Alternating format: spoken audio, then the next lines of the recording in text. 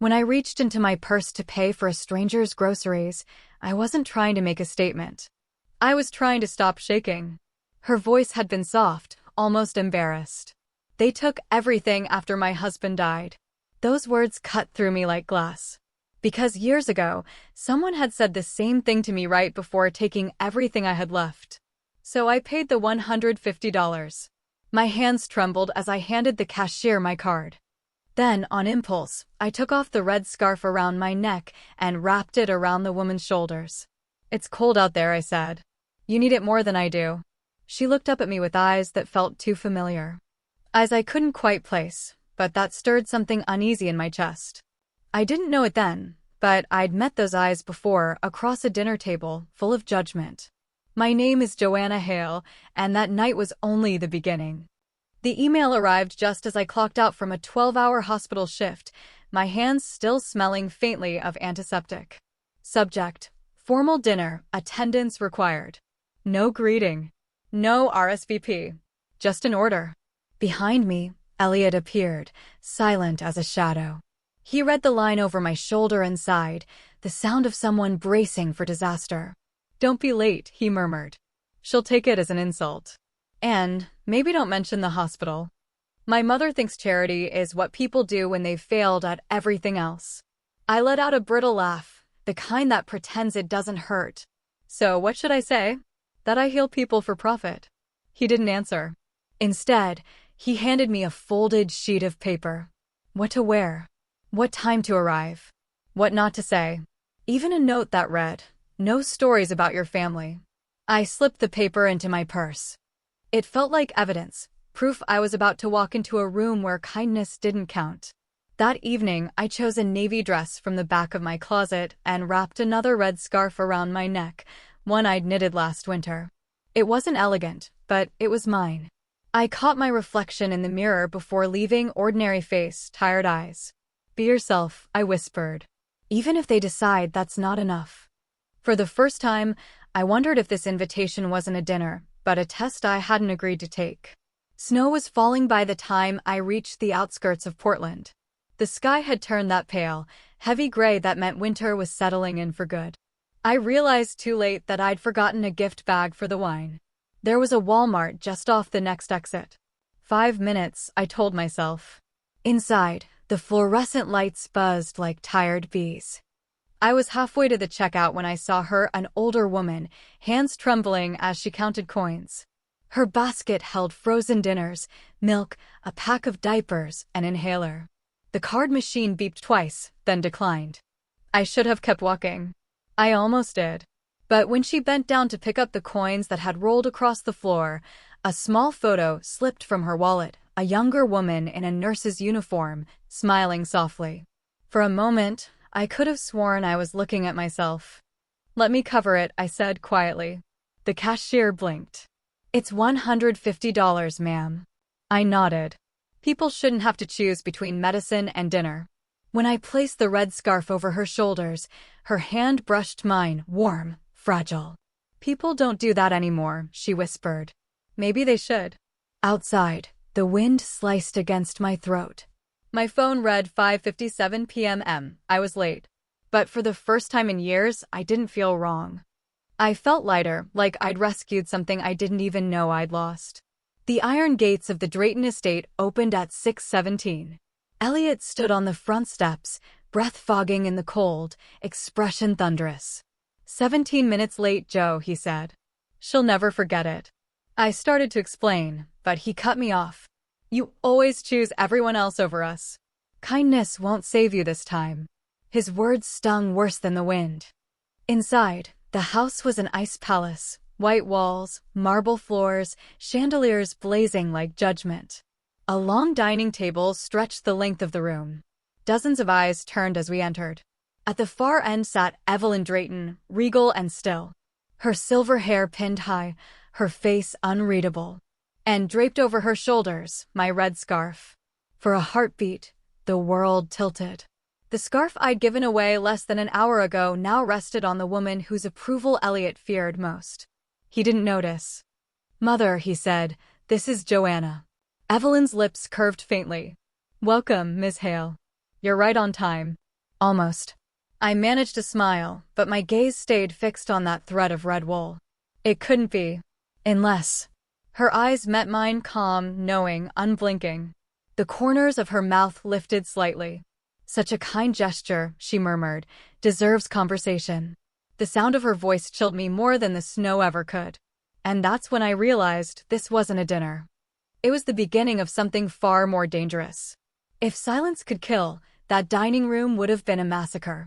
The clinking of silverware echoed like distant thunder while I sat across from Evelyn Drayton, her chin perfectly lifted, her red scarf lying on her shoulders like a warning. No one spoke for a while. Elliot avoided my eyes. His older sister, Serena, whispered something into her wine glass and laughed. The others followed. The laughter was light, polite, but cold enough to burn. I tried to steady my breathing. The smell of roasted duck and truffle oil filled the air, but my stomach was tight with unease. So Evelyn began, her voice smooth as porcelain. Joanna, Elliot tells us you're. What is it again? A nurse. Emergency nurse, I said. At St. Catherine's. A noble profession. The way she said noble made it sound like pitiful. Long hours, I imagine, Serena added. And not exactly glamorous pay. I smiled tightly. People don't go into medicine for glamour. Evelyn's gaze never left me. No, of course not. Some people are driven by compassion. She paused, just long enough for me to feel the trap closing. Others by guilt. My fork froze halfway to my mouth. Excuse me. Everyone has their reasons for helping strangers, she continued, cutting into her duck. I've always believed generosity says more about what we're trying to fix in ourselves than what we offer others. Across the table, Elliot shot her a warning look. Mother. It's all right, I interrupted softly. Maybe you're right. I met her eyes head-on. Maybe sometimes kindness is a way of trying to make peace with what the world broke in us. A silence followed, thick, electric. Evelyn's knife paused mid-slice, then resumed. Interesting, she murmured. I took a sip of water to steady my hands. The glass trembled slightly. No one else seemed to notice. Dinner dragged on like an interrogation disguised as small talk. Where was I from? Why had my parents moved so often? Why hadn't I pursued a more stable career? Every question sounded polite, but it carried the same message: you don't belong here. When the dessert came, something delicate and colorless, I'd nearly lost the will to pretend. Then Evelyn rose from her chair, slow and deliberate. Joanna, would you join me for tea in the library? Elliot started to object, but one look from her silenced him. I followed her down a long corridor lined with family portraits, men in tailored suits, women in pearls, smiles that never reached their eyes. The library smelled of smoke and lemon polish. She motioned for me to sit. I perched on the edge of a velvet chair, my heart pounding like a drum. Evelyn poured the tea herself. Sugar? No, thank you. Of course, she said, as though that answer confirmed something. She took a slow sip, studying me over the rim of her cup. You're a curious one, she said finally. Do you always pay strangers' bills at grocery stores? I froze. How do you? She smiled faintly. You really don't remember me, do you? My throat went dry. Should I? Evelyn leaned back, eyes gleaming like frost. Last winter. Portland General Hospital. Room 214. You held my husband's hand while he died. It hit me like a punch. Her husband, Richard Drayton. The stroke victim. I remembered his eyes, the way he tried to speak but couldn't. The way Evelyn never once cried. I didn't know, I whispered. Of course not, she said. But I remember you. You told him it was all right to let go. That everything would be okay. Her gaze sharpened. You lied. I was trying to comfort him. Her voice dropped to a whisper. He didn't need comfort. He needed someone to tell him to fight. To stay. I stared at her, stunned. You can't possibly think. I think, she interrupted, you took something from me that day. And now, perhaps, I've taken something from you. She reached for the red scarf and ran her fingers along the fabric. Strange how things find their way back, don't you think? My pulse thundered in my ears. Why did you pretend not to know me? Evelyn smiled, slow and deliberate. Because I wanted to see if you'd recognize what guilt looks like when it walks back into your life. She set her cup down gently. Elliot deserves someone honest. Someone who doesn't hide behind mercy. Something inside me snapped. You don't know anything about me. Her eyes glinted. Oh, I know enough. You gave away your only protection tonight. Just like you always do. I stood, my hands trembling. This conversation is over. Evelyn didn't stop me as I turned for the door. But as I reached for the handle, she said softly, almost tenderly. Be careful on your drive home, Joanna. Roads can be treacherous in the snow. I looked back once. Her reflection in the window looked almost ghost-like, smiling, patient, certain. Outside, snow fell in thick, silent sheets. I could still feel her words crawling beneath my skin. As I started the car, the red scarf flashed in my mind like a warning flare. Something told me that whatever had begun at that dinner table wasn't over. I barely slept that night. Every time I closed my eyes, I saw Evelyn's face, calm, cruel, illuminated by the firelight. Her words echoed over and over. You took something from me. By morning, the snow had swallowed the streets. I watched flakes drift against my apartment window, fragile and slow, like ashes that refused to settle. At the hospital, I went through the motions, checking vitals, changing 4 lines, smiling when I had to. But I was somewhere else entirely. Every patient's face seemed to blur with Richard Drayton's, that hollow look of someone halfway between here and gone. When I bent down to fix an oxygen tube for an old man, he reached for my hand and whispered, You look tired, dear. You can't pour from an empty cup. I almost laughed. If only he knew. That evening, I found a small box at my apartment door. No note, no return address. Inside was my red scarf. The same one Evelyn had worn the night before. Folded perfectly. Clean. And beneath it, a photo, me at the hospital, leaning over a patient's bed. Someone had taken it from the doorway. A chill ran down my spine. I called Elliot immediately. Did your mother come by my place? There was a pause. Why would she? Because she left something for me. Something she shouldn't have. He sighed. Joe, she's intense, yes, but she wouldn't. She had a picture of me at work, Elliot. My voice trembled. How would she even get that? He was silent for a moment. Then, I'll talk to her. Don't. She'll know I told you. Then what do you want me to do? Believe me. Another pause. I'm trying. The line went dead. Over the next few days, little things started happening. My car alarm went off at random hours. Someone had moved the mail on my counter. Once, I came home to find the kitchen window open, snow on the floor beneath it, even though I was sure I'd locked it that morning. I kept telling myself it was exhaustion. Paranoia. But deep down, I knew better. On Friday, I was called into the chief nurse's office. He looked uncomfortable, hands folded tightly. Joanna, a complaint's been filed against you. My stomach dropped. What?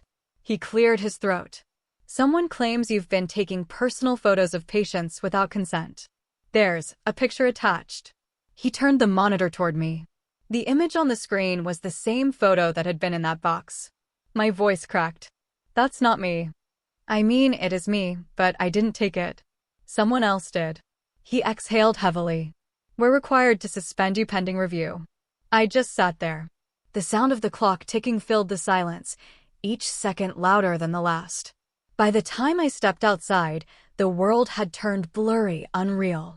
I walked without direction, ending up by the river, the same one that ran behind the Drayton estate. The wind bit at my skin, carrying faint echoes of laughter from somewhere far off. That's when I saw her. Across the bridge, standing perfectly still in a long gray coat, Evelyn Drayton watched me. Even from that distance, I recognized the posture, the poise. She didn't move. Didn't wave, just stood there. And then, slowly, she lifted her hand, not in greeting, but in something that felt like warning. I blinked and she was gone. Back home, I locked every door, every window. My mind kept looping through the same question, why me? Around midnight, my phone buzzed. An unknown number. I almost ignored it, but curiosity got the better of me. The text read, He wasn't supposed to die. My blood ran cold. Another message followed, seconds later. You said he'd be safe. My hands shook as I typed back. Who is this? No answer. Just 3 dots, typing, stopping, typing again. Then, see you soon. The screen went black. I sat there, staring at my reflection in the dark window, pale, frightened, but angry too. If Evelyn wanted to haunt me, she'd picked the wrong woman. I reached for my coat. My breath came fast, visible in the freezing air. The red scarf still lay on the table, folded neatly where I'd left it. I wrapped it around my neck again, a small act of defiance, and stepped into the night. Snow crunched beneath my boots as I started toward the Drayton estate. If she wanted to play this game, I'd play too. But this time, I wasn't coming as a nurse. I was coming for answers. The Drayton estate was silent when I arrived. No lights in the windows, no movement behind the curtains. The air was sharp enough to sting, the kind that freezes every breath before it leaves your lips. I stood at the gates for a long moment, watching the snow swirl through the iron bars. My heart pounded, but something steadier had taken root beneath the fear, a cold, clean resolve. I wasn't here to beg or explain. I was here to end this. The gates were unlocked. I pushed them open and walked the long drive up toward the house. The snow muffled every sound, no crunch of footsteps, no echo of the wind. It was like stepping into a dream where even time had decided to hold its breath. When I reached the door, it opened before I could knock. Evelyn stood there, barefoot, calm, as though she'd been expecting me. I wondered how long it would take, she said. I got your messages, I replied. Her mouth curved faintly. Then you know the truth. I stepped inside, slamming the door behind me. No. I know you've been stalking me. I know you're trying to destroy me. But I don't know why. Her eyes glittered. Oh, Joanna. You still think this is about revenge? I swallowed hard. Isn't it? She moved closer, the hem of her silk robe brushing against the floor. You were there when he died. You remember what he said? My throat tightened. He couldn't speak. But he tried, she said softly. He tried to tell you something, and you told him not to. My stomach twisted. He was in pain. He was afraid. Evelyn's voice trembled for the first time. He was trying to tell you my name. He wanted to warn you. I stared at her, confused. Warn me? About what? She turned away, pacing toward the fireplace. Flames flickered across her face, twisting her features into something almost human. My husband wasn't the man you thought he was, she said. He wasn't some gentle philanthropist with too much money and too little time. He built this family on lies, on other people's ruin. And you, she turned sharply, eyes blazing. You were supposed to save him. I did everything I could. I snapped. He was dying. She shook her head slowly. He wasn't. Not then. He was stable when I left that room. But when I returned, you'd given him that sedative. I froze. I gave him what the doctor prescribed. Her smile was thin, bitter. And yet, he was gone by morning. I took a step back. You think I killed him? I think you made a choice, she said quietly. A mercy, perhaps. But a choice. And now you live with it. The words hit harder than I expected, not because they were true, but because for a split second, I remembered that night. The monitors beeping slower, his eyes pleading. His fingers gripping mine. The doctor's orders. My hand on the syringe. And the whisper I'd said as he slipped away, it's all right. You can rest now. Evelyn's voice broke through the memory like glass. He told me once that mercy was the cruelest sin of all. Because it lets people stop fighting. I felt tears sting my eyes. Then maybe he was wrong. For the first time, something flickered across her face, grief, maybe, or exhaustion. Maybe, she whispered. We stood there for a long moment, the fire crackling between us. Then she reached into her robe pocket and pulled out an envelope. Inside is the complaint letter against you, she said. The photo. Everything. It's over, if you want it to be. I didn't move. Why would you give this to me? Because I wanted you to understand what it feels like to lose control, she said. To have someone else decide what you deserve. Her hand trembled slightly as she held out the envelope. Now you do. I hesitated, then took it. You could have just told me. She gave a small, hollow laugh. People like you never listen to words. Only pain. I turned toward the door. My pulse was still racing, but the fear was gone now, replaced by something quieter. At the threshold, I looked back once more. For what it's worth, I said softly, I never wanted to take anything from you. I just didn't want him to suffer. Evelyn nodded, eyes glistening in the firelight. And I didn't want to suffer without him. I suppose neither of us got what we wanted. Outside, dawn was breaking, pale pink bleeding into gray. I clutched the envelope to my chest and walked back toward my car. The snow had stopped. The world looked almost peaceful again. When I reached the driver's seat, I glanced down at the envelope in my lap. Across the front, in elegant handwriting, one line was written. You said he'd be safe. Keep your promise. I stared at it for a long time, the meaning sinking in slow as ice.